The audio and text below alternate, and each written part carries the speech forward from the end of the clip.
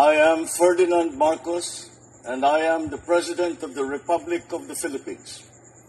I stand today on behalf of 110 million Filipinos. First question is from Eden Santos, Net25. Yes, good afternoon po. Nanumpa na po si former House Speaker Martin Romualdez sa Independent Commission for Infrastructure. Sabi po niya ay lubos siyang makikipagtulungan at tumulong sa pagtuklas po ng katotohanan. Wala siyang itinatago, wala siyang dapat itago, bagaman hindi siya bahagi ng Bicameral Conference Committee. Ano po. May mga lumutang din na parang kinukonsidera siya na maging state witness.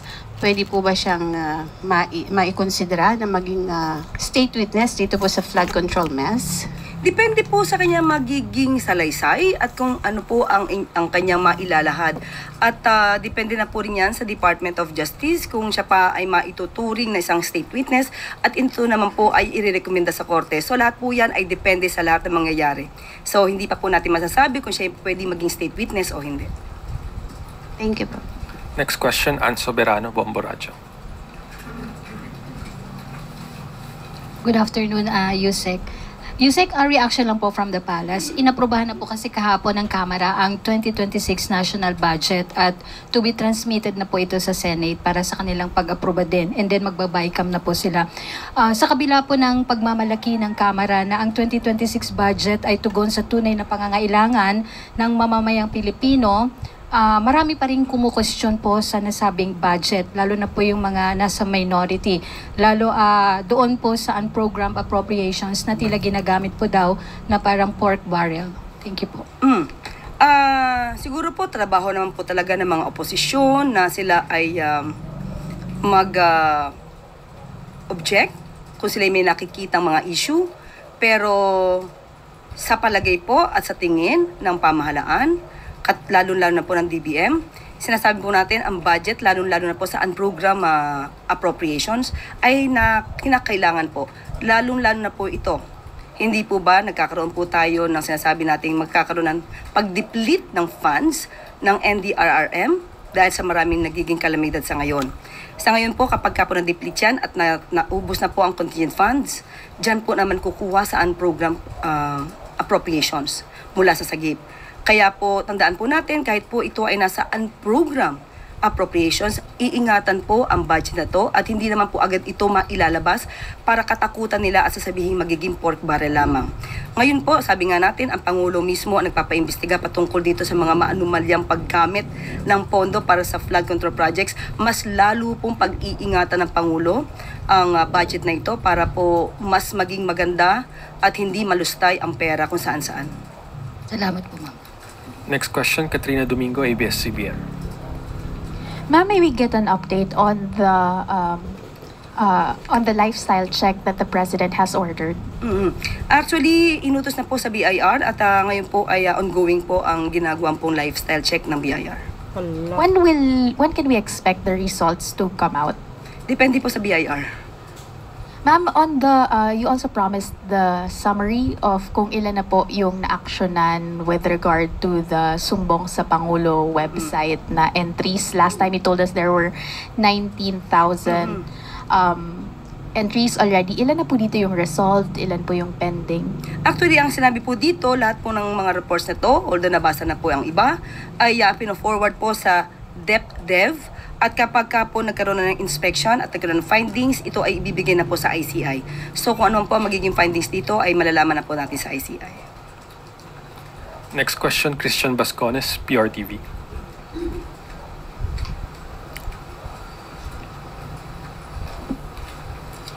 Yusek, good morning. Ayon po sa latest Pulse Asia survey, marami pa rin daw sa mga Pilipino ang hindi satisfied sa mga ginagawang hakbang ng gobyerno sa inflation at corruption.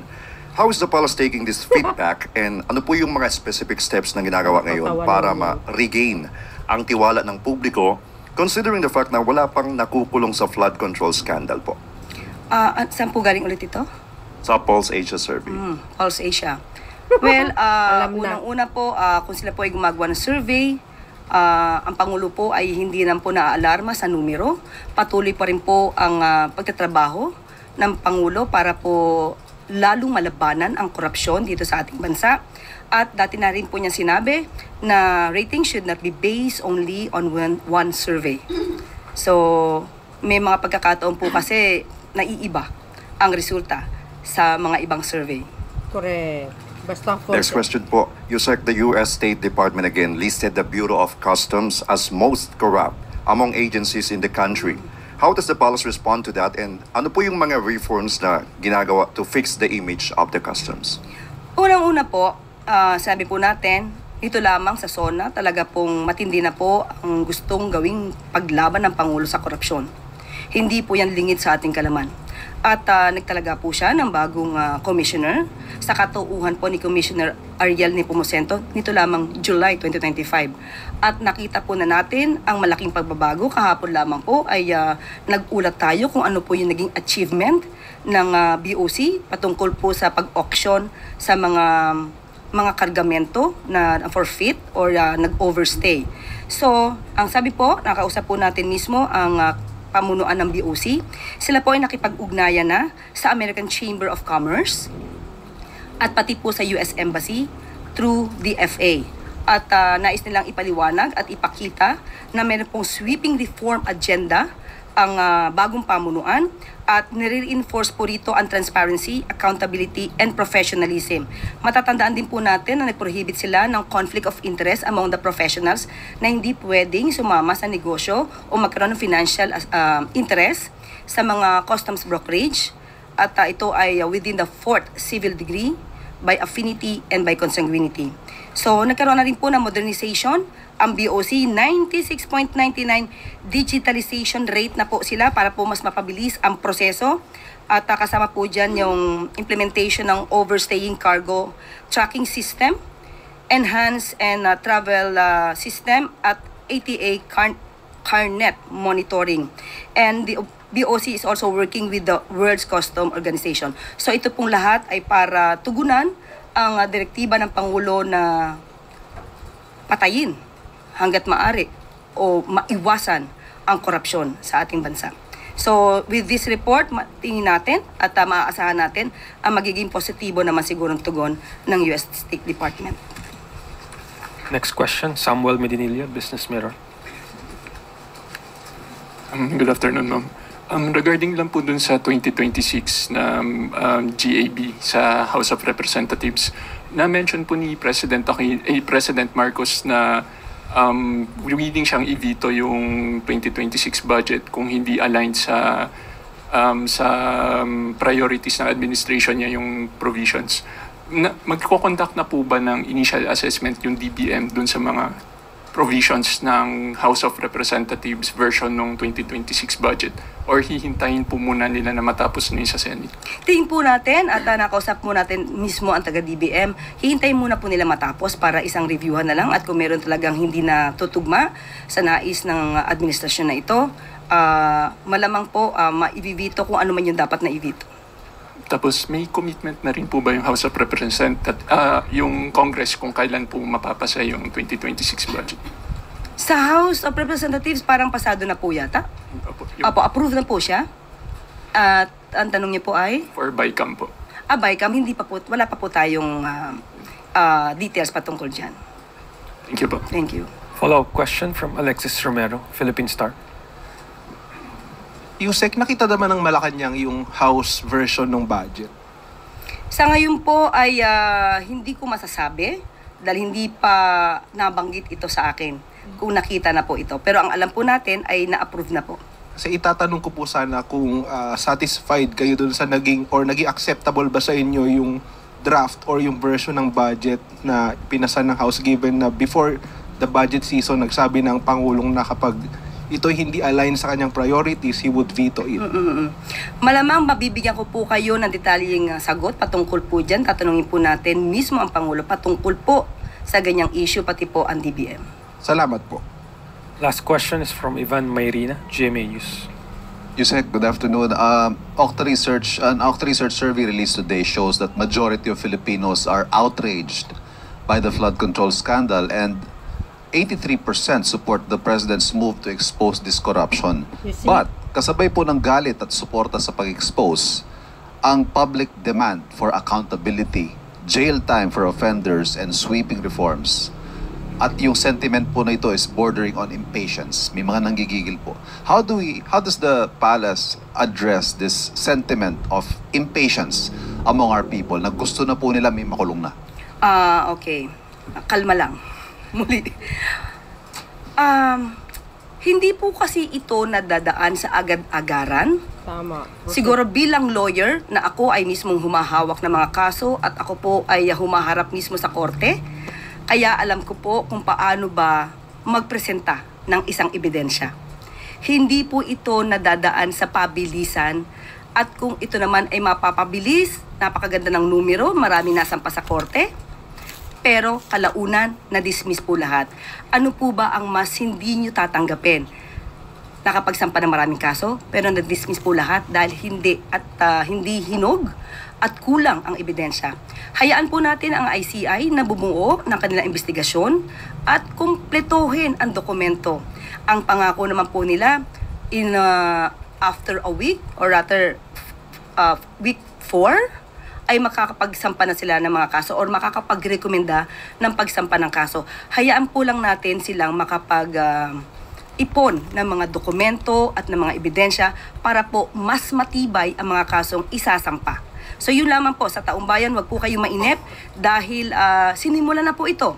Kung sabi nga natin, kung hindi ito sinimula ng Pangulo, sino ang magsisimula? Kung hindi ang Pangulo ang nagsimula nitong pag-iimbestiga, sino pa kaya ang pwedeng mag-imbestiga? So, nasimula na po ito. Hintayin na lang po natin ang magandang magiging trabaho ng ICI para po mas maganda din ang kalabasan at maging resulta nito. Ma'am, kaugnay doon sa tinanong kanina ni Christian about the Pulse Asia survey naman, it's also good to point out na 4 po yung issues na medyo critical ang ating mga kababayan.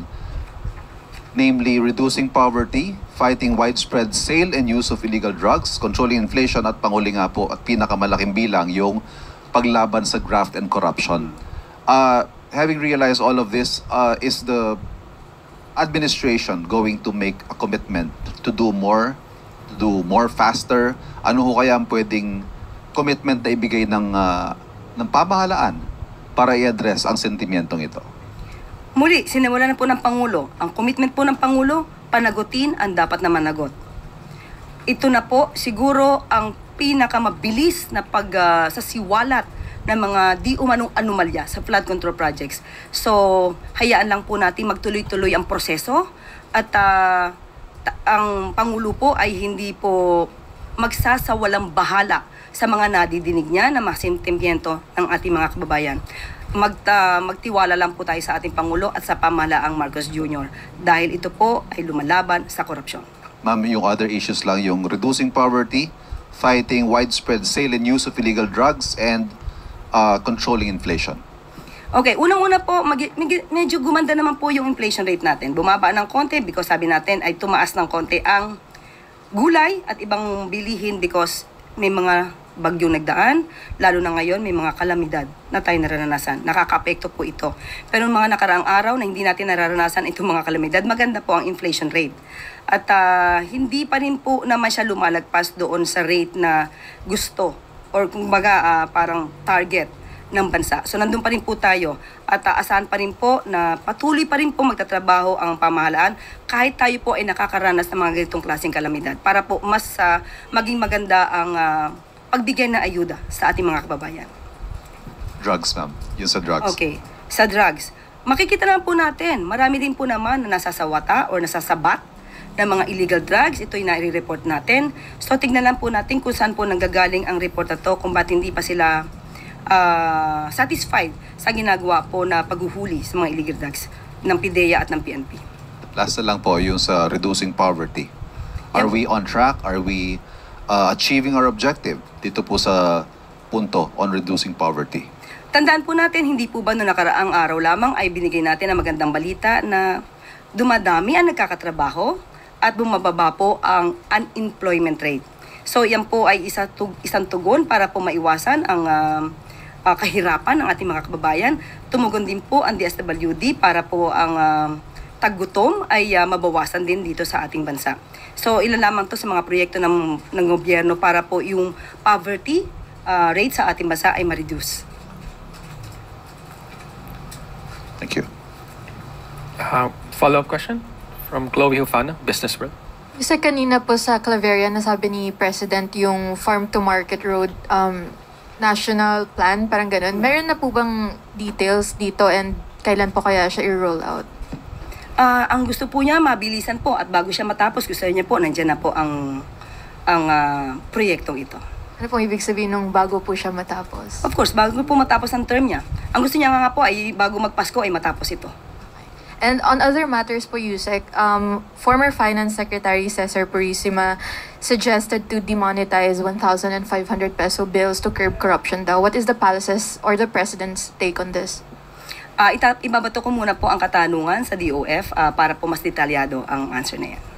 Pero sabi po ng BSP, ayaw raw po nila ito.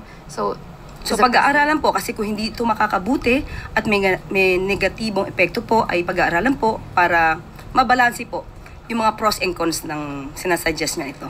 Thank you po. That is the last question you said. Thank you. Salamat.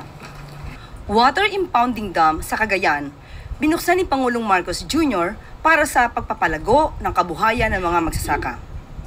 Upang mapagaan ang buhay ng mga magsasaka at tulungan silang palaguin ang kanilang kabuhayan, pinasinayaan at formal na binuksan ngayong umaga ni Pangulong Ferdinand R. Marcos Jr.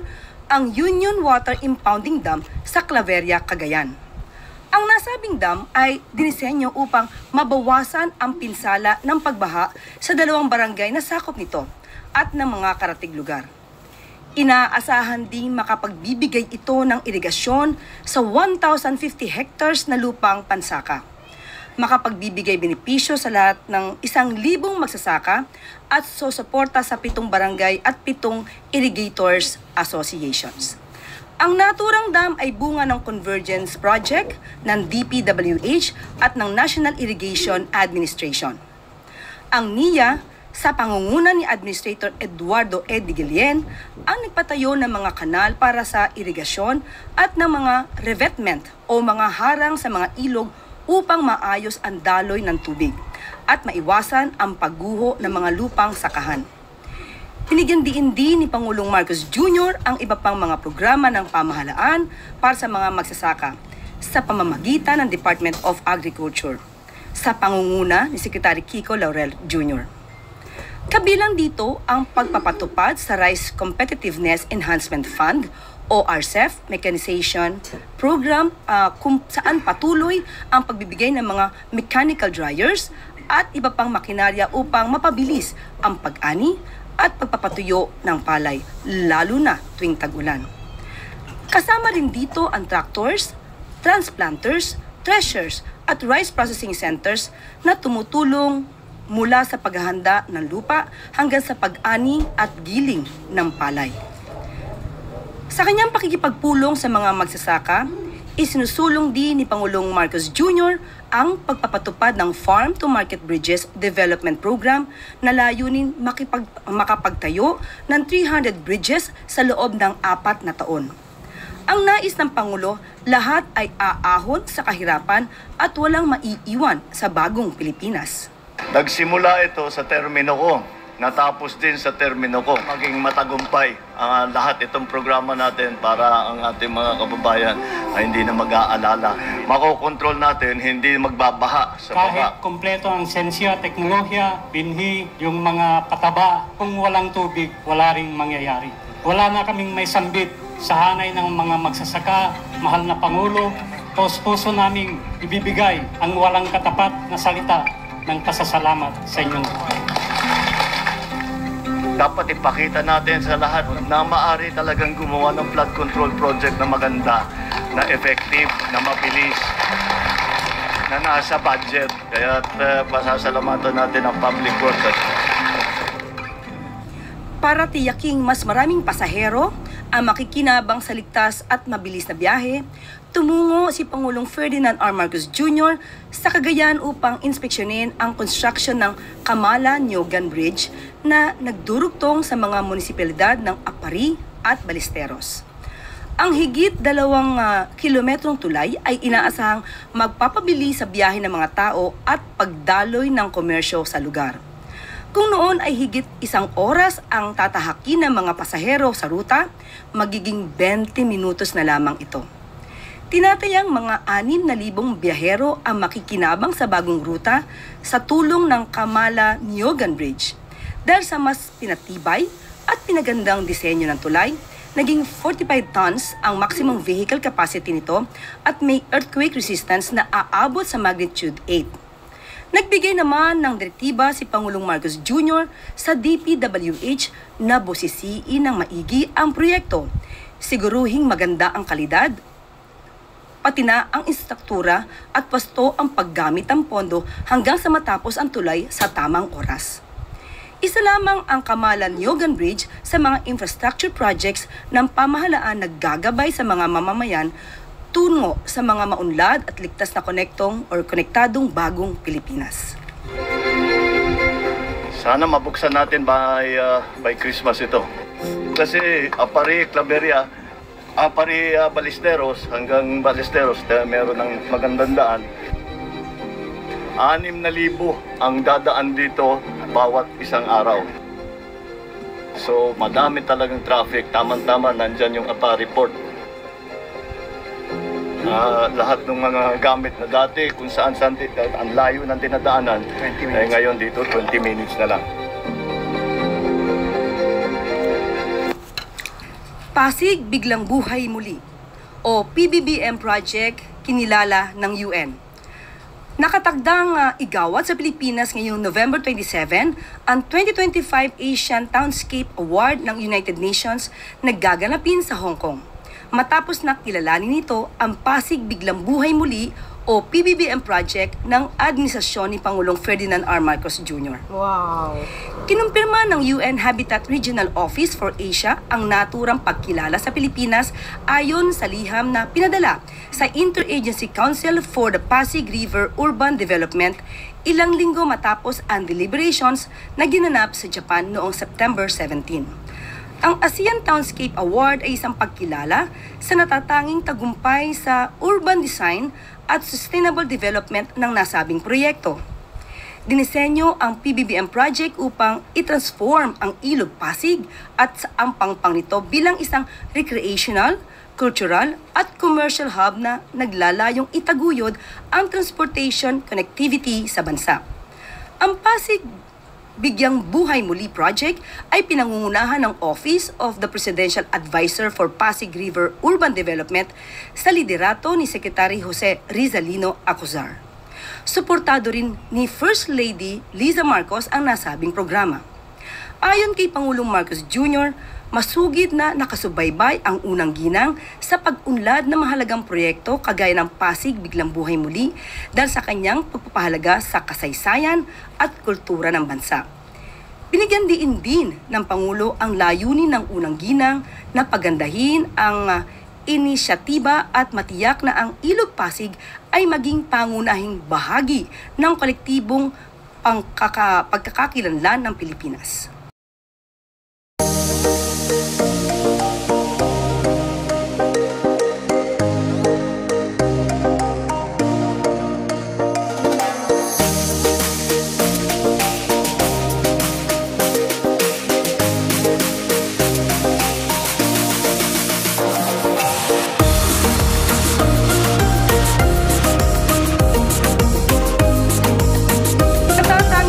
Ng mga isla sa Pilipinas, kilala na sa buong mundo. Tampok ang likas na ganda ng Boracay, Palawan at Siargao sa top 10 islands in Asia sa 2025 Reader's Choice Awards ng pamosong Condé Nast Traveler magazine. Umani ng 4th place ang Boracay, 5th place naman ang Palawan at 7th place ang Siargao sa survey ng halos 700,000 global travelers. Ang paghirang sa mga isla ng Pilipinas bilang ilan sa mga pinakamagandang destinasyon sa Asia ay pagkilala rin sa mga komunidad na nagsusulong ng lokal na turismo. Bilang suporta sa lokal na turismo ng bansa, nagbigay ang Pangulo ng direktiba sa Department of Tourism sa pamumuno ni Secretary Cristina Garcia Frasco. na himukin ang bawat Pilipina na tumulong sa pangangalaga sa ating likas na yaman sa pamamagitan ng pagsusulong ng responsible tourism at suporta sa mga lokal na komunidad.